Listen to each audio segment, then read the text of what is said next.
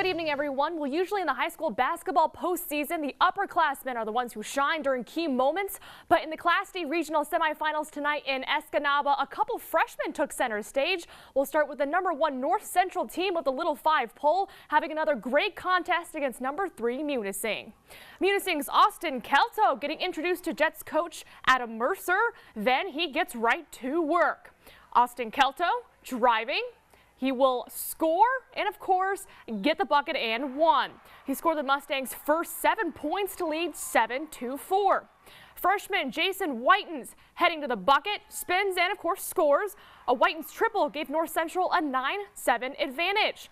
For Munising, Noah Ackerman blanked to Ben Stasewich for a jump hook. The 6'6 junior led the orange and black with 18 points, 15-3 Mustangs after one. Second quarter, Rob Granquist, Trevor Ekberg knocking down the triple. He had 11 points, 18-15 Jets.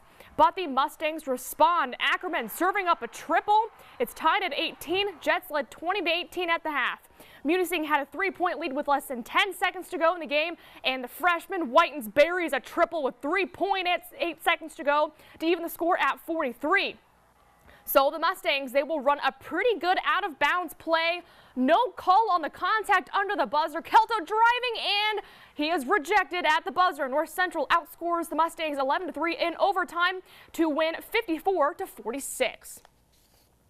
In the opener, Lakeland and Humble made the more than 3-hour drive to face Forest Park. First quarter, Lee Graff to freshman Dan Nasserini for the hoop and the harm. Lakes coach Jack Kumpola had reasons to be concerned. His team is trailing 5-0. The Lakes offense starting to click. Trevor Angie to Tyler Roos for the 3. Next, good perimeter passing pays off. Nasserini to Austin Carlson.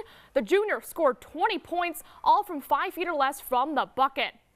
Then Angie but Brett Poisson with the putback. He had 17 points, playing with a bad leg. 40-34 Trojans at the half. Third quarter, Nasserini drive and the hoop. He also scored 20 points. It's 46-35 Trojans. The Lakes would not go away. Roos triples again. He led all scorers with 21 points. Lee Graff contributed 15 points as well, and the Trojans pulled away late to win 75-60. So it will be Forest Park playing North Central at 7 p.m. Wednesday in Escanaba for the regional championship. Over in St. Ignace in Class D, Cedarville will defeat Rudyard 83-55. They will face Hillman, who won 72-40 over Alanson in the regional final. Over in Class C in Marquette, Negaunee looking for a good game against St. Ignace.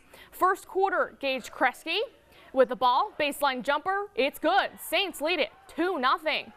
Later, Zane Radloff working inside, and he is rejected by Joe Fullerton, but have no worries. The Miners will be just fine. Tyler Jandren, Eric Laurie for 3. Miners take their first lead of the game, 12-11. Second quarter, Jandren circus shot.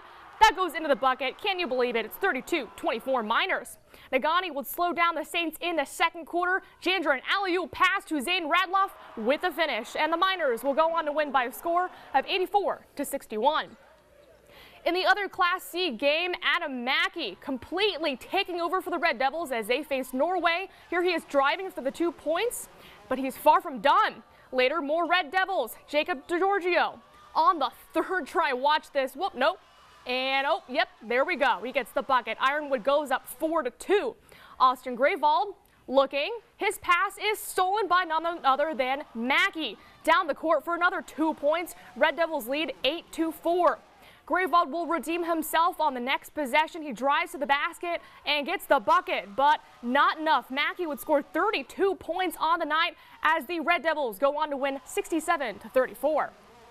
So it'll be a great matchup Wednesday in Marquette as Negaunee and Ironwood face off for a regional championship tip-off at 7 p.m. In Class B in Petoskey, the Eskimos will fall just short to Cadillac 55-52. Cadillac will play Mason County Central, who won 59-46 over Newaygo. been a championship-filled weekend for teams all over the UP, adding to the riches the 19 and under and 10 and under girls hockey teams who also brought home top honors.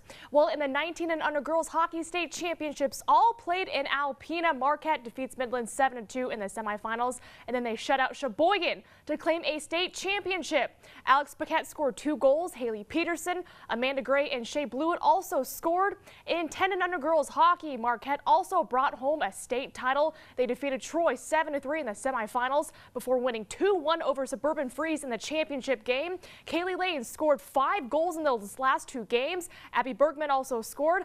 Well, it's been an extraordinary season for the Keweenaw Bay Cougar Squirt team. The team did a complete 180 from last season for a record of 50 wins, 1 loss, and only 2 ties. This weekend, the team of 9 and 10-year-olds traveled downstate to Fraser Hockeyland for a chance to win a championship. The team won 6-4 over Grand Rapids in the semifinal game before defeating the Wayne Warriors 3-2 to capture a State B championship. Well, the all-state hockey teams have been released in Division II. Forwards Cam Gibbons and Levi Wonder, along with defenseman Derek Shaler from Escanaba, took home first-team honors. In Division III, Houghton's Raymond Bryce and Connor Hannon, Will Gothier and Chase Gamblin, who played in the championship game for the Blue Devils, along with Brett Lapisto, made first-team honors. And joining them is goalie Marcus Gloss from Houghton.